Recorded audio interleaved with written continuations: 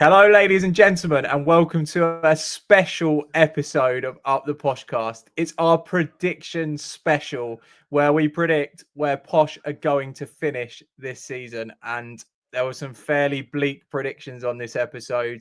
We also predicted who's going to get promoted from League One.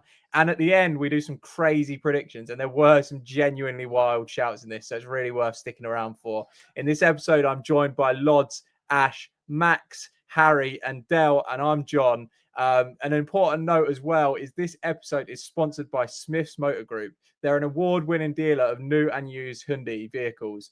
They're family-owned and have been around for 85 years now, so they really know what they're talking about. Their state-of-the-art showroom is open 7 days a week, so get down to Bretton Way, have a browse and a coffee, and choose your next vehicle from Smith's Motor Group. If you get down this week, you could even drive to Cardiff in real style. All that's left to say is sit back, relax, and enjoy the episode.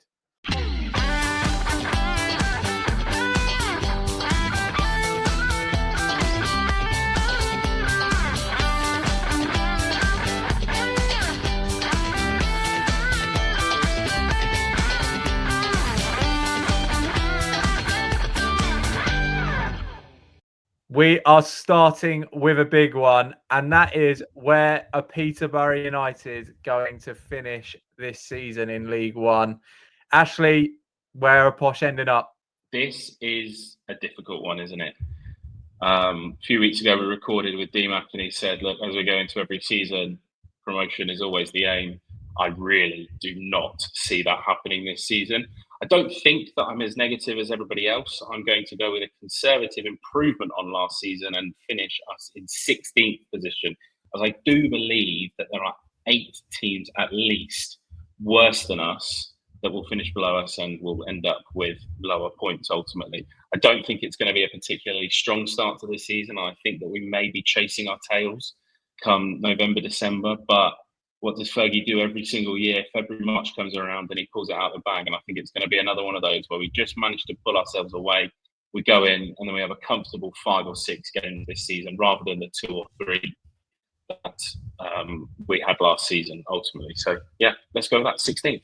I really don't want to do it, lads. I don't want to answer this question the way I'm going to answer it. But I've been pretty consistent in saying I think we are in a terrible place. I think we're going to finish 24th. I can only really make an argument for 3 teams being worse than us, that being Exeter, Port Vale, and AFC Wimbledon.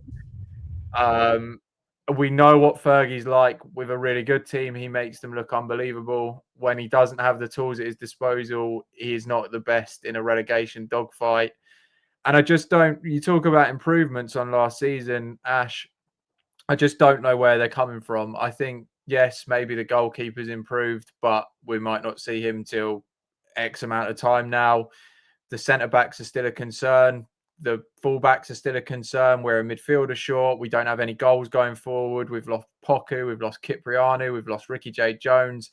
I just don't see where the improvement's coming from. And we have been in rotten form for, what, I don't know how long, really, basically since about October of last season. So, yeah, I really don't want to do it because I know people are just going to be like, oh, you're writing us off and all this and you're so negative. And I can already hear the dissenting voices in Twitter. But that is my honestly held opinion. I just don't really see any reason for optimism. So, yeah, 21st for Peterborough this season. Wow. Well, I think we're going to be runners up. No, I don't really. Obviously, no, I don't. Not a cat and else chance. Having said that, I don't think we'll get relegated either. I really don't know what to expect. I really don't know.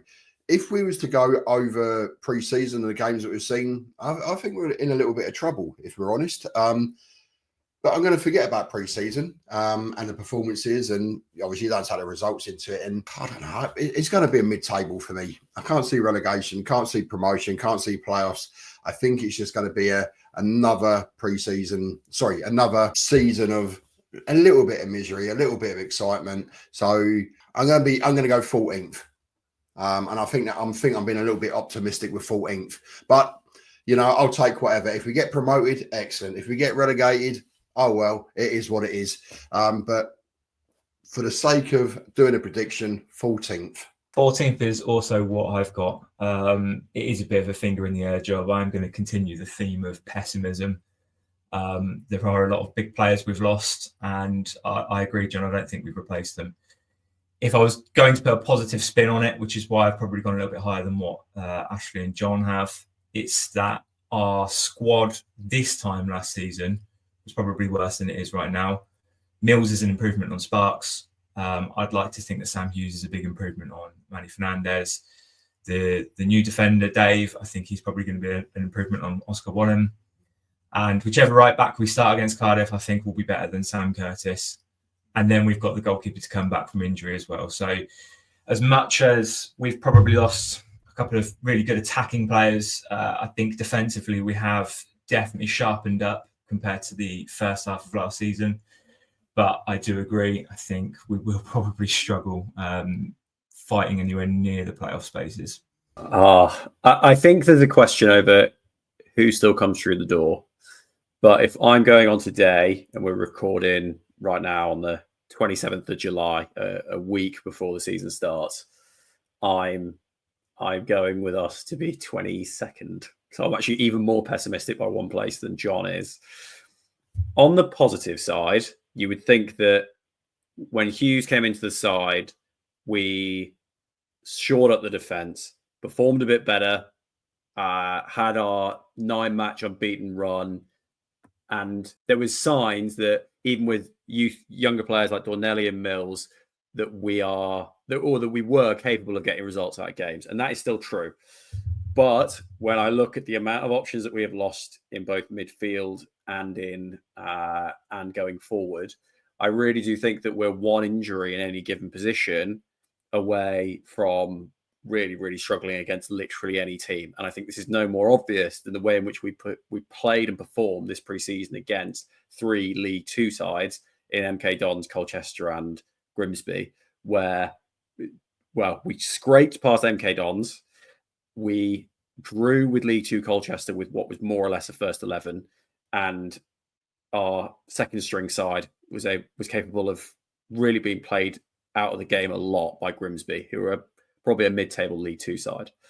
So what is that going to translate to across a whole 46-game League One season?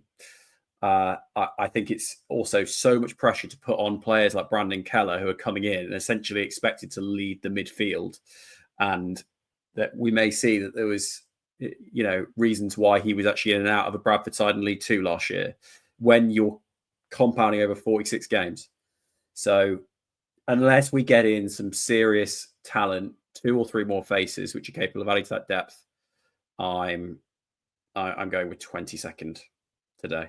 I think this is difficult for me because, as everybody knows, I'm a hopeless optimist, and predicting us to finish is quite a challenge. Now, if I had any bottle about me, I'd shove us in the playoffs. But the truth is, I don't. I don't think we're going to be anywhere near it. I've said that I think we are going to make an improvement on last season, and I think I'm going to go 13th. I think smack bam in the middle. I think we're going to make an improvement. I don't think we're going to be up there. I don't think we're going to be chasing. I also don't think we might be in and around the relegation zone at points, but I don't think that's where we're going to finish. I think it's going to be the closest battle at the bottom that we've seen probably in a while. I think there's going to be a lot of teams scrapping down there. And I think we'll get out of it and finish mid-table. But look, at the end of the day, I'm not overly excited for the season ahead. But I think pre-season as a whole I'm not using that as a benchmark. The reason being is because I don't see pre-season as results mean everything. I think bedding in new talent and things like that is far more important in pre-season, getting the fitness levels up.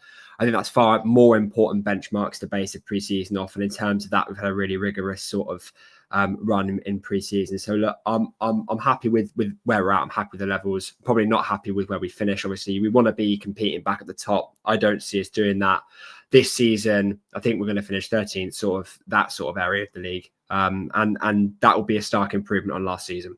It's an interesting one, isn't it? Because when we sat here this time last year, I predicted us to win the league. I'm pretty sure that Dell was probably the one that was closest to the prediction, and he predicted us mid-table, right? So it just shows, and we're all sat here, it just feels doom and gloom already before the season's even started, doesn't it? And I just hope that regardless of what happens against Cardiff, against Luton, against Bradford, Barnsley, I think they're the first four, that we somehow manage to find some positives, because we know, as the guys have discussed, we know that our pre-seasons aren't the best. They don't really help us. We have been to Ipswich and beaten them 1-0. I thought that we were decent in the first half against Leicester as well, and they're the two championship teams that we've played. I just struggle that we don't ever play anyone of any real quality and similar to what we're going to come up against. So it always makes it hard, doesn't it? We know that Posh as a whole, generally under Fergie, don't start particularly well. Last season was maybe an exception to that, in that we finished at August with like 9 points. Hopefully we can match that. I just hope that if the players are still learning and are still bedding themselves in, that I, for one, am going to try to remain not deluded, but try not to get on the players' backs from the get-go, because I think that actually this season, more than ever, that they're going to really need the Posh support, and that is the 400 people that go on a Tuesday night down to the places like Exeter or up to Wigan and things like that. So I just hope that the players show the fight, because we criticised players more than enough last season for not putting the effort in. I think as long as the effort is on show, then that gives us something to back and support. And that for me, this season is going to be what's important. I think, Ash, with that last point on sticking with the team, it's always a line, right? And it is what fans should do. You should stick with the team. I don't think this team has any leeway or earn themselves any credit in the bank, really, after last season. I think things could get pretty toxic pretty quickly, if I'm being perfectly honest with you. This isn't me advocating that the fans jump on players' backs, but that's what I predict could well happen after the first 2 games of this season, because we're used to seeing a really quality League One side. We didn't see it last season. Like, at what point do the fans start getting on Chris Conclark's back if he's still not scoring? At what point do the fans start getting on Gustav Lindgren's back if he's still not scoring? And you can go right through the team and ask that about De Havilland, who's in his 3rd season. It's great to preach patience, and I totally agree with you. We shouldn't be doing it, but I think the frustrations may become a little too much. And my other concern with that is Dara's frustrations. Like, the most optimistic one of us on here has us 13th, which is in the bottom half. When you suggested that 10th to 14th was probably a successful season, Ashley, when Dara was on our live, which you can go back and watch on our YouTube channel, Dara became quite defensive about that and sort of said, no, we're trying to win the league. We're trying to be a promotion contender. So if we're right, and we're struggling down the bottom of the table, what does that mean for Ferguson? And I think it would be a disaster if we sack Fergie, to be honest, with the level of quality that he's got. I can't see there being any blame at his disposal, really, even if we're right near the bottom, because I just don't think he's got the quality required to get us near the top. But if the chairman's goals are a promotion campaign and we're all saying we look like a bottom half team, which is the entire consensus of this podcast, at what point does Dara become too frustrated and start turning on the manager, because he seems to believe something different to what we all do? And that's another concern I have about this season. I think, John, the difficult thing for me is that you're saying that the players haven't got the credit in the bank, but actually they haven't had the chance to earn it. I know that there are a few exceptions to that rule, but we've lost, 5 or 6, 7 maybe of the players that were the ones that were in that team last season that was disappointing. If you think about Steer, Manny, Motherseal, Poku, Ricky, Hector, and then maybe one more that I'm forgetting, but that's 6 at least.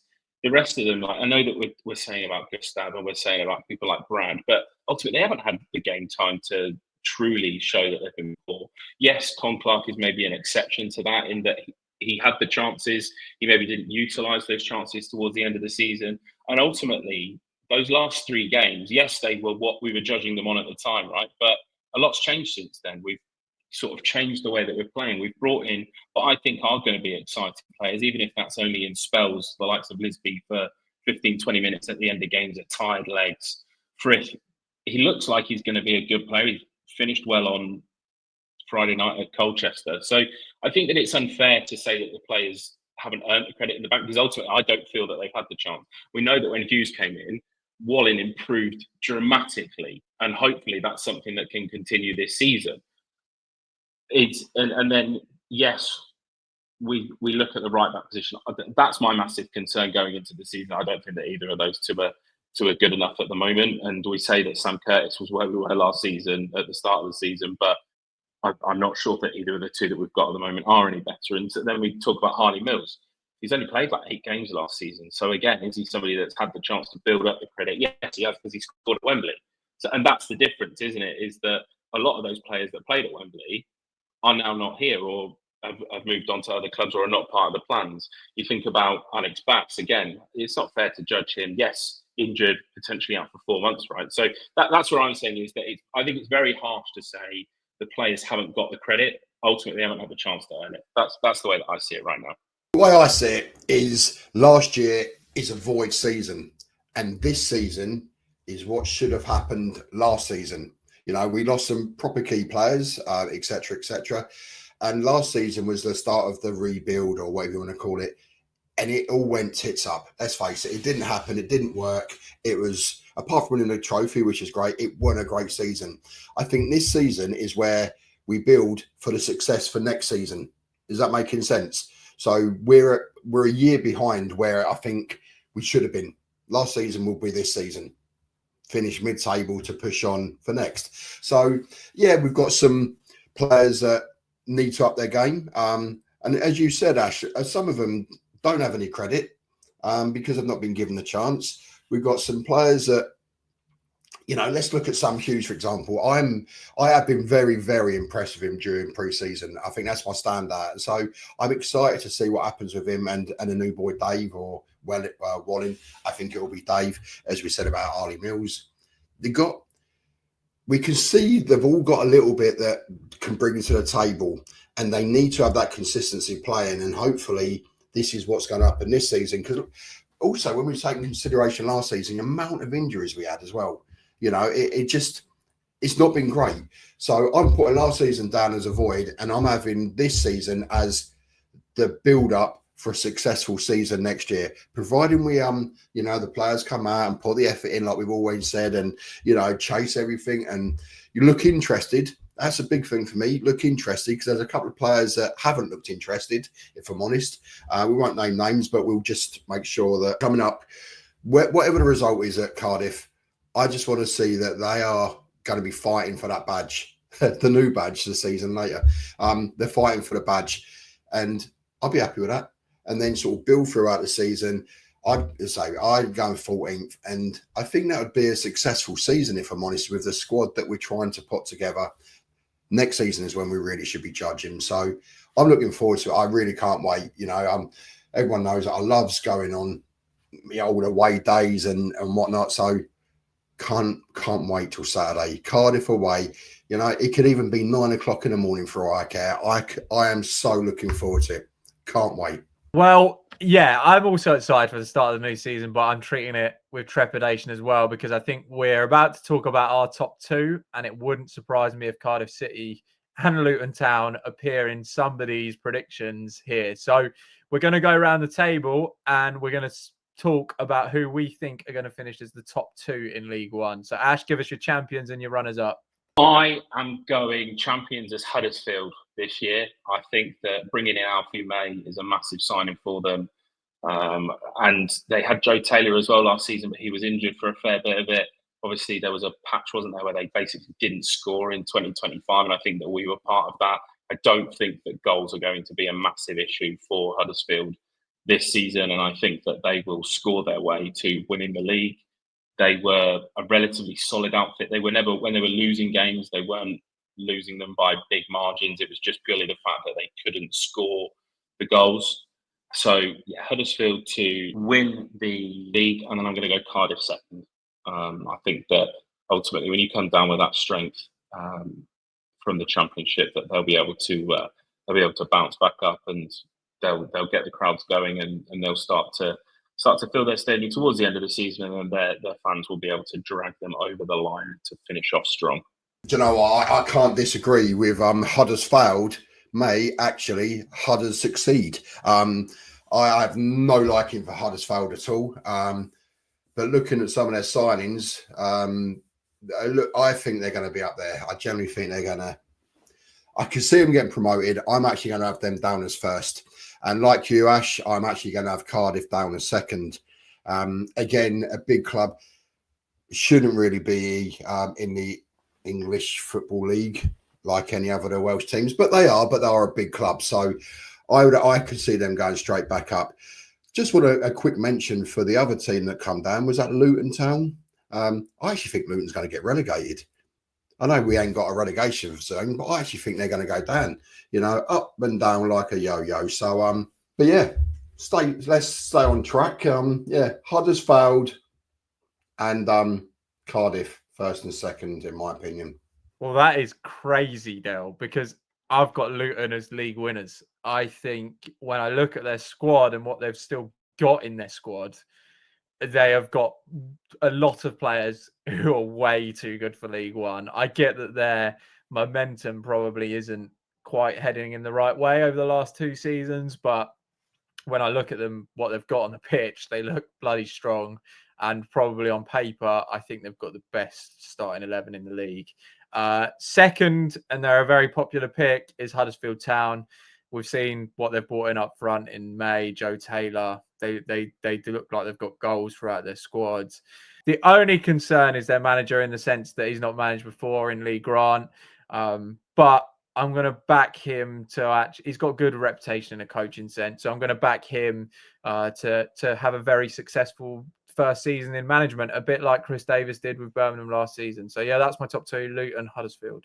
I've got the same 2 as you, John, but the other way around. I've also predicted Huddersfield to win the league. I think they already had a strong squad last season and probably underperformed. I think they've only improved that, haven't they?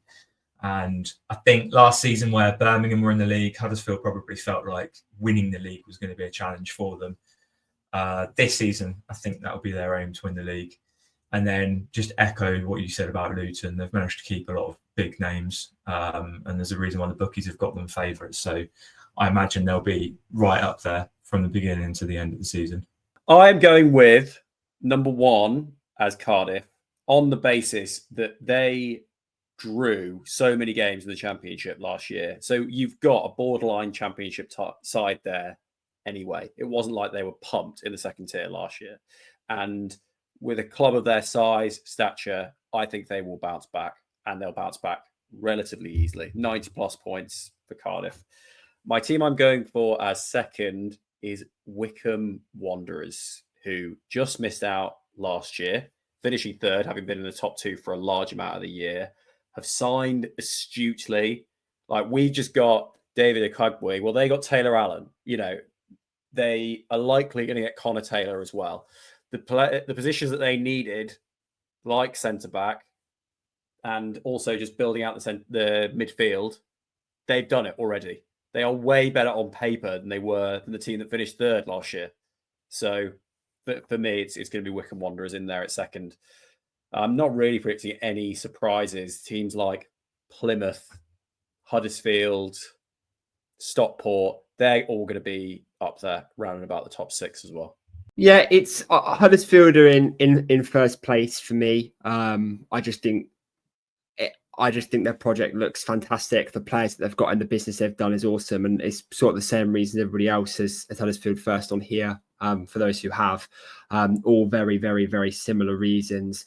Second place is a bit tricky for me. I think it's going to be Luton or Plymouth. I'm going to go with Luton. I think I like their signings more. For the automatics, but I do think Plymouth are in with a shout. I cannot believe how much people think Cardiff are going to do really, really well this season. I think there's a lot more going on at Cardiff than what meets the eye, especially behind the scenes with their owner. There was a lot of protests last season, and I don't think they've made a lot of fantastic signings that give me any sort of hope that they're going to finish top 2 or any sort of pretense that they're going to finish up there despite the squad. So I think they're going to struggle, maybe not for primarily on the pitch reasons, but off the pitch reasons more. A lot of background noise. I think that can be a bit disgruntling. I can see them doing something like how Blackpool did or how Wigan did when they came down. They sort of just floated around playoff pushers to mid-table. That's nothing against the Cardiff squad, but I think there's a lot of background noise surrounding Cardiff at the moment, and sometimes that can be really noisy, especially when you're coming down to a league like this where top teams can get stuck for a very long time. All right, then. What about our playoff winners? Ash, do you want to start again? Of course. The playoffs, I think, this year are going to be slightly different to normal. I think that the final is going to be Bradford versus Bolton. And I think that Bolton are going to finally get themselves over the line. I think that Bradford will have a strong season. I think that they are riding a wave right now, and we've seen it last season in Stockport and both Wrexham getting promoted. I think that Bradford will be the League Two team that does that, and they will carry themselves up towards the top of the table into the playoffs, but they will fall just short, and Bolton will finally get themselves promoted out of this league via the playoffs. So I think that maybe the only thing that Bolton would probably do to improve is come and sign Archie Collins so that they get the best out of Joel Randall. But other than that, they're looking pretty strong again, aren't they? You have exactly the same playoff winners as me, Ash. For one, I love Stephen Schumacher. I think he's a brilliant manager. I think they've recruited very well. Ethan Erhorn looks like a really good addition. Keziah Dewberry looks like he could be a bit of a threat. And I think Xavier Simmons as well from Hull looks a very, very good addition to an already pretty strong squad. And with that manager in charge, with a pre-season under his belt as well, I think they're going to be tough to stop. I think they'll actually push the top two quite close, but I do think they'll go up this year. Well, I think Bolton will be in the playoffs, but I think the final will be between Stockport County and Plymouth, and I'm going for a Plymouth win. I just think I know they was pretty much rock bottom when they last year. I just think, I don't know, there's something about them. You know, they've got a great following, and that normally helps them. I'm going to go Plymouth to win the playoffs. I'm going to go for a surprise playoff winner in Stockport County. They had a very good season last season. I think they've recruited well this summer. There's something about both them and Wycombe that I feel a little bit jealous about. I think both of them clubs are where we used to be, and we've fallen so far away now that we're sort of steps back and watching them being linked to all the players that we should be linked with and signing all the players that we should be signing. Their budget should be similar to ours because their club size is probably smaller, if anything. Their crowd sizes are smaller, but they seem to be a lot more ambitious than what we are this season, and I think they're going to surprise a few people. I kind of gave away largely who I think is going to be in the playoffs in saying that I think that Plymouth, Stockport and Huddersfield will be in there. But the last team that I have in there is Luton, and Luton, I think, will beat Stockport County in the final. Stockport getting one stage further, but still not quite making it for me, and Luton to go back up along with Cardiff and Wycombe. Yeah, I said that Plymouth to be out there and competing, but I don't think they're gonna win the playoffs. I actually think it's going to be Bolton. It's the same with John and Ashley for the exact same reasons as John and Ashley as well. So I won't ramble on about it. I think they've got a really good squad, really good manager, and yeah, I think Bolton are going to get over the line this year, and then make it through. Well, I have a very exciting announcement to make because UpThePoshcast is running a prediction league this season in conjunction with Next Level Barbell Club. Our prediction league is already open. All you have to do is predict the score each week and the first Posh goal scorer, and your score points. The overall winner at the end of the season is going to take home £250. We're also running a prize every month where we're giving away some amazing prizes. The best predictor will win tickets in a box at Peterborough United right on the halfway line. All you need to do is head over to uptheposhcast.com, click on the Predictions League tab. All the rules are there. Have a read up, get entering, and you're in for a chance to win some big prizes and show you know more than all 7 hosts on UpThePoshcast who will be in it. So thank you very much to Next Level Barbell Club for hosting the league. If you're looking for a new gym in Peterborough, it's the place to go. We can promise after 2 visits, you'll definitely have more muscle on you than Charlie. All right, then. Back to Peterborough United matters. I wish we were saying who's going to win the playoffs was Peterborough United matters, but it doesn't sound like we are. So this one is going to be who is Posh player of the season. Right. This is a man that is not going to play for the first 3 months. I think that once Alex Bass comes back into the team, he's going to show his strengths and his qualities, and ultimately why he was probably the top two between, I think it was the Wimbledon goalkeeper and himself in League Two last season. He'll come back in, and maybe where we're a little bit ropey at the start of the season because we've got either Bilo, Blackmore or Bastian Smith in goal, or potentially even a lone goalkeeper. I think that Alex Bass will come back into the team. He will steady the ship, similar to what Hughes did last season. But I think that ultimately Alex Bass as a goalkeeper, he's looked fantastic in pre-season. Some of the saves that he's made, there was one at PSL that was just sublime. I don't think that even Bilo or definitely not Steer make those saves. So he's going to be my player of the season. I think that we'll really see his quality when he comes back in, and then we will go on a successful run and cement ourselves in 16th place. Well, I have said we're in the trenches. All my predictions have suggested that we are in the trenches. And if there's one man that I would take with me to the trenches, it's Sam Hughes. Nearly won player of the season this season.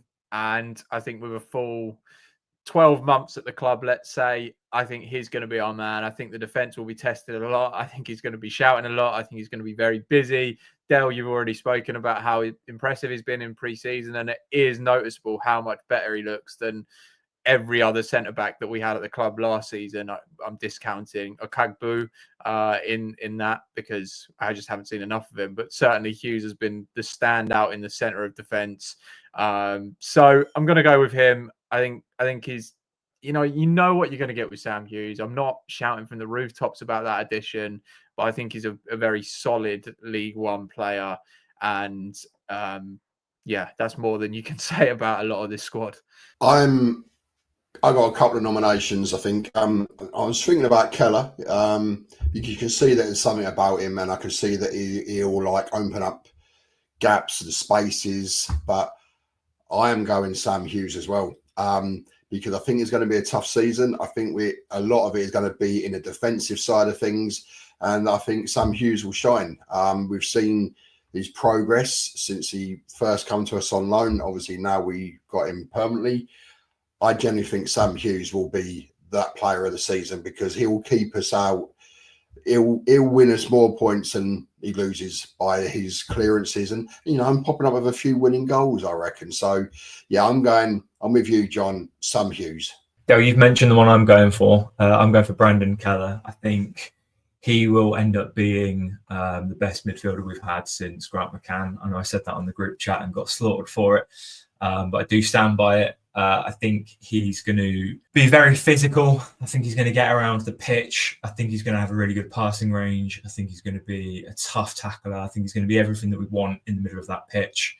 I think he's going to be an instant fan favourite. And I think the contract length combined with all of that is going to be something that Posh fans will consider just being levels above anything else that we've got in the squad.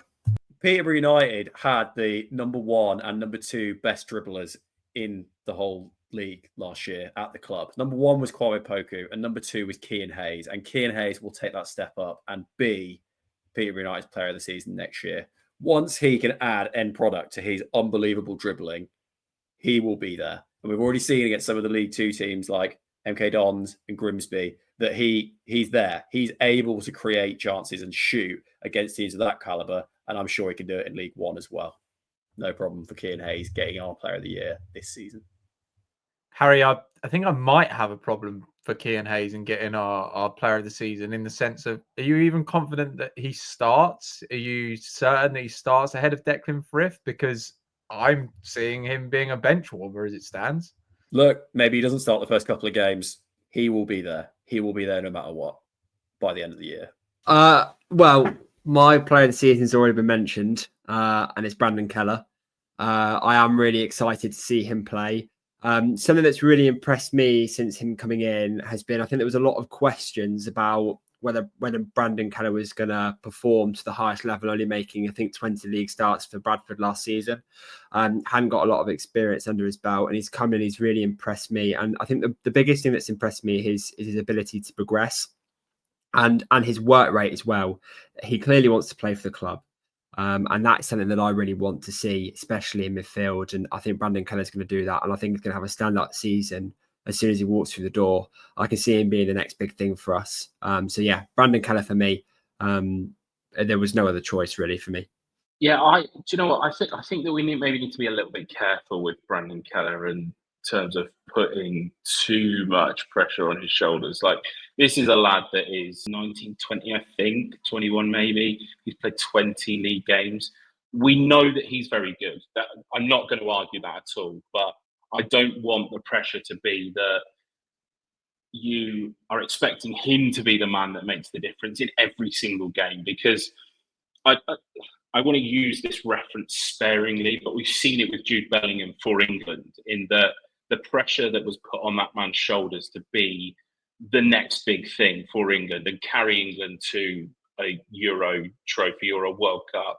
And ultimately, I don't think that Jude Bellingham is quite ready for that. And he is one of the best midfielders that we've ever seen come through the English pool of midfielders, right? So Brandon Keller is not that, but I don't want Posh fans, I don't want us to be thinking, right, well, he's putting another 6 out of 10, right? Because you can expect 6 out of 10s from somebody that's 20 years old. They may have 9 out of 10s, and equally the next week he may then drop a 3 out of 10 because he's not got that consistency. He's not got that in his legs and his physicality. We've seen it. That the assist for Gustav's goal at Boston was fantastic, and you've seen what he can do. I just don't want there to be the expectation he's going to do it every single game, which I do think that there is. If you're going to name somebody as your player of the season, you're expecting them to do it probably more than 50% of games, and I don't think that Keller is going to quite have that in him just yet. I think that will be something that we maybe see towards the back end of the season, where he becomes more consistent and he then carries that into season 2 at Posh. But I just want to sort of temper Posh fans' expectations and say, yes, he is a fantastic player. I think he will be great for us long term, but let's just not put too much pressure on a 20-year-old's shoulders, because that would be a monumental disaster, my view. I don't think saying that Brandon Keller will be the player of the season is a mounting pressure on him. I think the player of the season is just being the best player in the squad. I'm not saying that he has to go and do that every week. You know, there's been conversations in here about this squad not really being up to scratch or overly competitive. So, like, to be a standout player in that squad will earn you a vote. That's not me saying, look, he's got to go and perform and give us 8 out of 10s every week. I don't think a lot of Posh fans are saying that that's what he's got to do, especially at that age. He's one for development, but for me, player of the season has always been who's going to impress me the most. And if I had to guess now over who's impressed me the most of the pre-season, he'd be that player. And I don't think it's a pressure thing, although I do completely agree. But you look at the way that Darren McAnthony's treated it, the way that Darren Ferguson is treating it, from what we've heard from Dara, is that they don't want to really talk about Keller too much because they know how good he is, but they don't want to put that pressure on. I think that the way people are tempering that pressure and making sure that it's not overloaded on top of him is something that I think is perfectly fine for a player that's young. But look, I completely agree in terms of we don't want him to collapse under pressure, do we? And that's the big thing. And hopefully he can go and perform. But I'm not expecting 8 out of 10s. That's not why I put him as player of the season. What I'm expecting is to see a player slowly begin to evolve into the next best thing. And I think Keller can be the next big thing for us. And there's not pressure to do that this season. But I think he can be a standout regardless of his age. Well, a lot of discussion about Keller already, and he is a man who will be in contention, I'm sure, to win our next sort of prediction, which is going to be Peterborough United's signing of the season. Who do we think that's going to be? Well, I am going to be a little bit edgy here, and the player that is our signing of the season for me is going to be somebody that we signed last summer, and I think that it's going to be Brad. I think that keeping Brad, after this being a man that was going to be out the door, transfer listed, and we wanted rid, Brad is going to be the man that is going to be the signing of the season. Keeping him at the football club is going to be what we need. He offers something different. He offers something different to what Ricky did. He offers something completely different to what Gustav does. And that is what we need going forwards. We need to be able to play football differently. So signing of the season, Brad for me. Yeah, my signing of the season is going to be Britta Sombalonga, because we're just picking players from any old era, right? It doesn't matter about the categories. Why don't we make the rules if you're going to do that? Come on, get off the fence. Who's our signing of the summer? Alex Bass. Simple. Thank you, Ashley. Mine is also Alex Bass. I actually agree with everything you said about Brandon Keller. I think a lot of people are putting a lot of pressure on him to be sort of player of the season already. And as much as I think he is going to be a good addition, I think it's hard push to say he's going to be better than Archie Collins if Collins sticks around over 46 games. I do think Bass is a clear improvement over what we've had before, though. And that's why I'm backing him, because I just think if you look on paper at what we had in Jed Steer and Bila Kapic, and you look at what Bass can offer, I think that's a major improvement, and I think he's going to be tested, and I think he's going to be very much needed this season. Well, I've got two, obviously, because I just can't stick to the rules either. But getting Rooster back on board, I think, is a big, big coup. I'm quite pleased with that. But the actual player of the season for me is going to be Sam Hughes. Sorry, the signing of the season is Sam Hughes, because we signed him this season. So, yeah, got to go with that one. Yeah, I'm torn. You'd think that the obvious option for me would be Brandon Keller, considering I've just said he's going to be player of the season. But I do think Alex Bass will end up being the signing of the season. I'm a bit hesitant because we're still unsure about this injury. If he's out for 4 months, like what's been rumoured, and doesn't come back fully fit, we might not see him perform at his best for the first half of the season. So if he does come back sooner than sort of like November time, then I think it will be him. I'm a big fan of him. I don't think he has much weakness from the limited time we have seen him. If not, I'm with Dale. I think Sam Hughes, just watching him play with our other centre-backs at the moment, he's just so much better than them.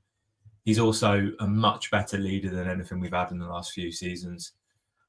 So I think both on and off the pitch for this season coming, especially, I think it will be Sam Hughes. In the context that I think we're getting relegated, I think it will be Alex Bass. We'll be facing many, many shots a game, and he'll be saving a lot of them. Just not enough, sadly. Alex Bass for me. I think I've sort of dug myself a hole here, because I think I have to say Brandon Keller purely on the fact that he's my player of the season. I think just off a cuff, player of the season for me, signing of the season for me, I think is going to be Brandon Keller. However, I really, and it's different to signing in the summer, but I think a Cog Boy could be a surprise. I don't think he's been. Look, we can say his previous history at Walsall probably wasn't the best what we've heard. I think there's a surprise in that. I really think when he learns our style of play, his pace and his power is going to, and it's a position that we needed. Look, we didn't get Connor Taylor. A lot of people have written him off already. I just think he could be a surprise shout or an outside shout for signing in the summer this season, or signing of the season even. And I think that could be an outside shout. All right. Next up is top goal scorer. Now, this is normally one that there's a lot of candidates for.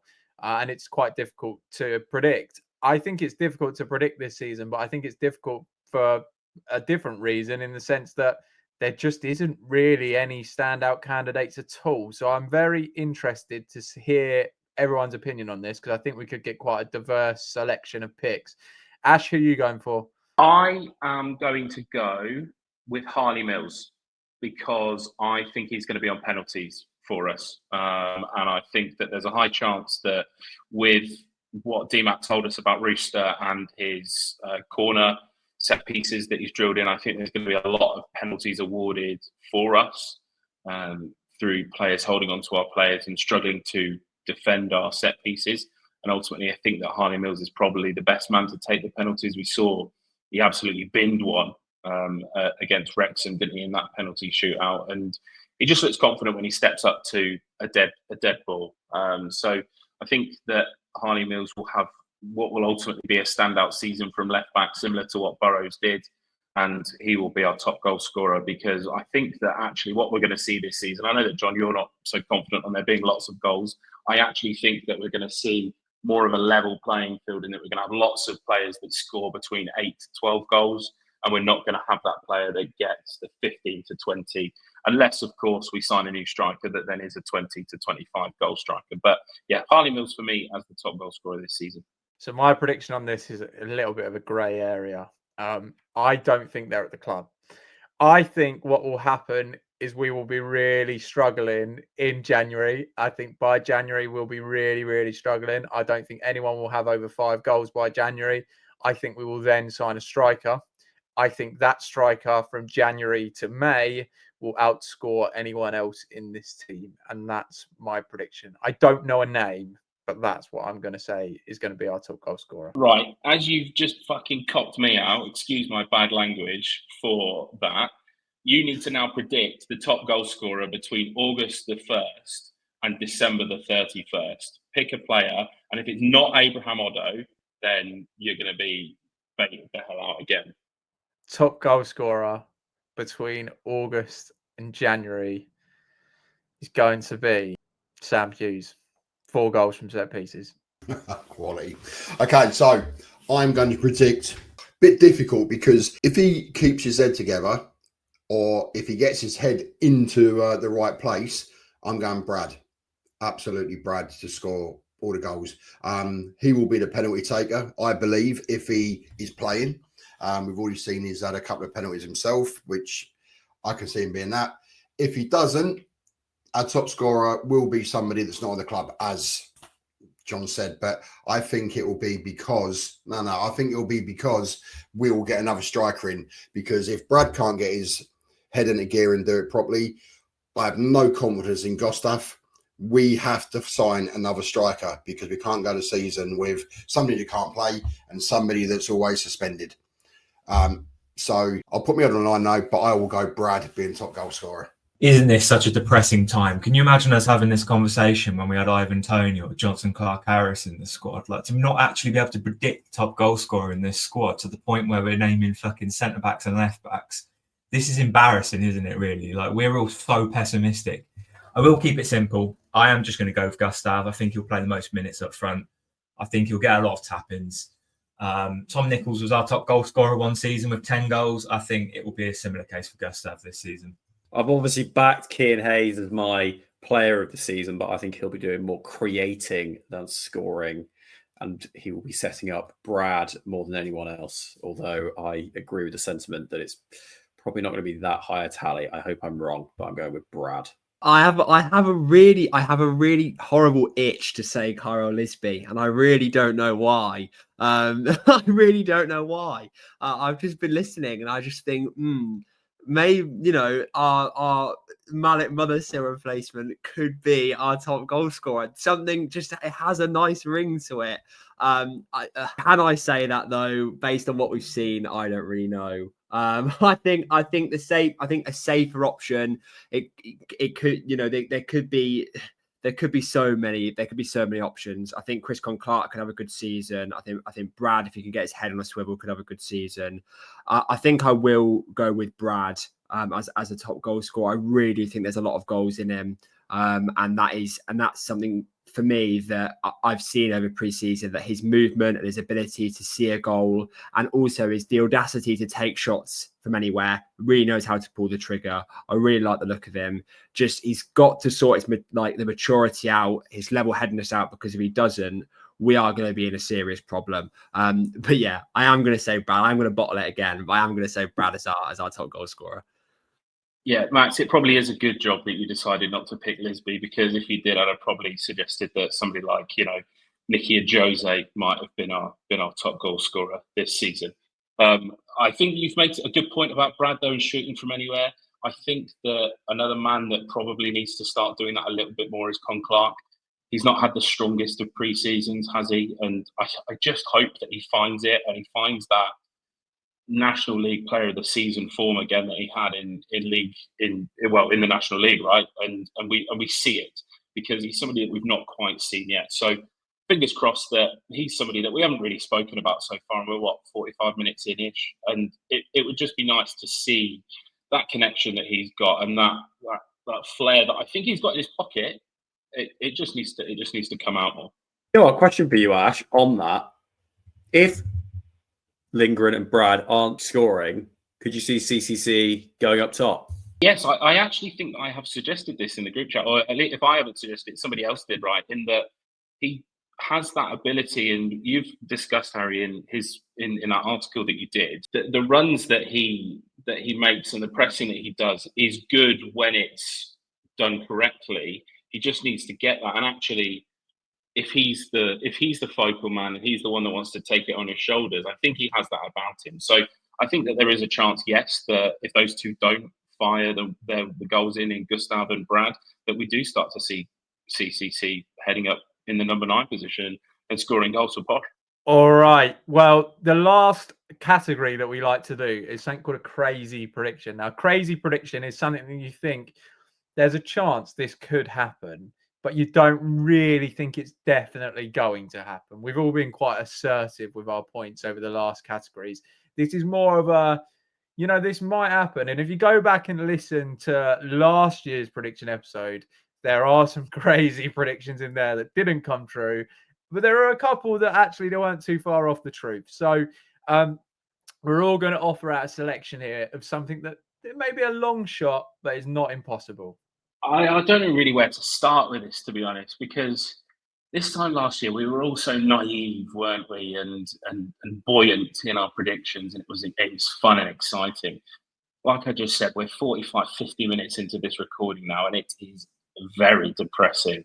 But I liked what Del said earlier, and that whet my appetite for a Luton disaster. Now, I'm not going to suggest anything silly like them getting back-to-back relegations, but I think that there is a chance that they struggle.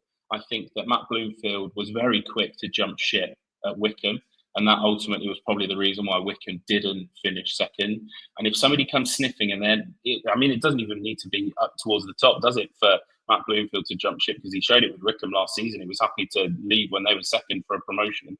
If one of those teams that comes in around the middle of the championship comes in for him, he will leave. And he will leave Luton high and dry, and they will drop off, and they will finish mid-table in a similar position to what Posh do this season. That is my crazy prediction so far. Well, my crazy prediction is going to be on Posh, and I think it is that Darren Ferguson may not be our manager by the end of next month. I really worry about our start to the season. I've spoken about Darren McAntony's aims, and him basically saying he wants promotion. Fergie not as confident on there, and if they are not aligned, and Fergie was asked in his interview with BBC Radio Cambridgeshire, do your aim is always promotion, and he said, well, I don't really speak on these things, but that is categorically not true, because after Oxford's playoff defeat, he said, I want to build a team to win the league. He's always spoken about trying to get promoted. It's categorically not true that he deflects that question, because we have never been afraid to say we're aiming for the top 6. So that shows me where his confidence in this squad is. It shows me where Darrag's confidence is, that he was saying basically that 10th to 14th isn't good enough. And if they don't align and don't see eye to eye, and I think we lose quite heavily in our first 2 games of the season, if I'm being honest, I can see a mutual termination of ways, and we have a new manager in charge.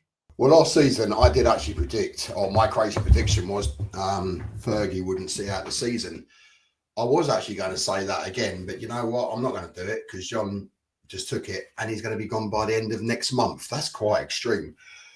I'm trying to think of a couple of predictions, so I'm going to steer away from Peterborough. So I've got 2. I've already alluded to, I think Luton will get relegated. I generally think that could be the case. But crazy prediction, all right, and it may not even be that crazy, but I believe that the Golden Boot winner for League One will be Malik Mothersill. So that's what I'm going. I'm having 2. I don't care. I'm going Malik Mothersill will be the Golden Boot. Good luck to him if he does. And Luton Town to be relegated. Not good luck to you. There we go. Well, this time last year, John made a prediction that Kwame Poku would get 10 goals and 10 assists. And at the time, I think it wasn't the most obvious shout. So fair play, John. I think had he been fit all season, he definitely would have hit that. I'm going to make a similar suggestion about one of our players. John, you might be a little bit angry with me. It is Abraham Odoh. I think his output is going to be improved on last season. I think the second half of last season, we saw glimpses of his output in terms of both goals and assists. And I think we're going to struggle finding the players to be that focal point in attack. And I think Fergie likes Odoh that much that he's going to end up playing 40 games for us in the league and pretty much all the cup competitions as well. And I think he'll just naturally score, maybe not 10 of each. Maybe I'll lower it down to about eight of each. But I do think he'll get an incredible amount of output compared to last season. I don't know how John has contained himself and not come in here, but I will go next. I'll have two. I will go with doubling down on my player of the season prediction that Cian Hayes is the next £5 million plus player to lead Peterborough United, whether that be in January or next summer or the summer after. He is the only one with that with that kind of potential to be a big sale out of anyone here. And I challenge any of you to name, except for maybe Keller, any other player who gets close to that category. And then my other prediction, Lincoln City, I will tell you, last season got 19 set-piece goals last year, leading League One, while Peterborough United are going to get 20 set-piece goals in the 25-26 season, led by Sam Hughes and David Akogwe, absolutely rifling them in from Harley Mills' beautiful deliveries all season long. I think I'm going to be a bit boring because I think I said mine earlier on. I think it's going to be. I think Cardiff are going to really struggle this season. I think for me that's probably my crazy prediction, considering how many people here have got them in and around the top end of the playoffs to automatic promotion. I don't see it for reasons I've already listed. I don't think it's anything to do with Cardiff's sort of squad. I think the squad is fine. I don't think it was very good for the Championship. That's why inevitably they came down, and I don't think they've improved enough of it to put them at the top end. But I think there's so much background noise concerning their owner around Cardiff that I really can't see them doing very well. And I think they're going to finish in and around mid-table. I don't see them coming up towards the playoff places. I don't see them winning the league, but I also don't see them getting relegated. They're too good for that. I just think there could be a lot of noise that could be an unsettling factor around Cardiff. So that's my crazy prediction. I don't think it's impossible. I just want to come back to Odoh very, very quickly. I was scrolling through some social media the other day, and I was predicting, and I was saying who was the most expensive player at each club. So I scrolled through like A, B, C, D, got a P. You'll never guess who the most expensive or the most valued player at Peterborough United was. Odoh. Odoh is the most valuable player at Peterborough United. So, John, unlucky, mate. You know, social media never lies. It's an interesting one, isn't it? Because D-Mac's already said the transfer market had money valued at like 300k, and he pretty much laughed at us, didn't he? So I think that Dell saying that Odoh is the most valuable player in the Posh team because of what he saw on Twitter may not be quite true, but hopefully Lodz' prediction comes true, and then Odoh is the next big sale that we have. One man that I think is going to struggle this season is Kone over at Wycombe. I think that whilst he tore us a new one on multiple occasions in both games last season, I think it was an 8-minute hat trick, was it, when we went to Wycombe and Manny got himself sent off. I think that he's going to score under 10 goals this season. I think he's going to be a complete one-hit wonder, and he will disappear back to the lower leagues and will become a nothing player. And Wycombe should have cashed in on him where they had the chance, and he will become ultimately what a nothing player. And then, you know, he'll go down to League Two, give it next summer, then maybe Posh will look to sign him, and then we will make him the striker that he is when we need a new striker up top. Actually, where you were talking about our next big sale, apart from Harley Mills, who, when Harry said name a player that's going to be worth more money than Hayes, Harley Mills definitely, and I think he'll be going next summer. Another player I think we will end up selling is Declan Frith, and I don't think he's actually going to have that good of a season with us. I just think that some bizarre team will come in for him and offer us double what he's actually worth, and we'll just go, yeah, okay, have him. I don't think his output is going to be as good as Odoh's or Gustav's, like I've already predicted.